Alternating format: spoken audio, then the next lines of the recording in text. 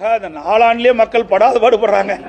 Trail போட்டாலும் வச்சுக்க மக்கள் இருக்கிற இடம் தெரியாத போயிடுவாங்க.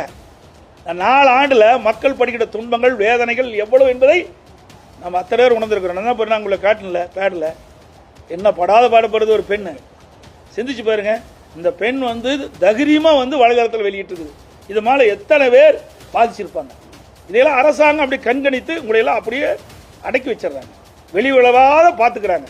தயவு செய்து ஊடகமும் பத்திரிகை மூலம் இப்படி மக்கள் பாதிக்கக்கூடிய செயல்பாடுகள், பெண்கள் பாதிக்கக்கூடிய செயல்பாடுலாம் பத்திரிகையிலையும் ஊடகத்திலையும் வெளிப்படுத்துங்க, விழிப்புணர்வை ஏற்படுத்துங்க. அப்போ தான் மக்கள் பயப்படாத இருப்பாங்க. இந்த ஊடகத்தையும் பத்திரிகையும் தான் அந்த மக்கள் நம்பிட்டு இருக்காங்க. அந்த பெண் கூட என்ன சொல்லுது?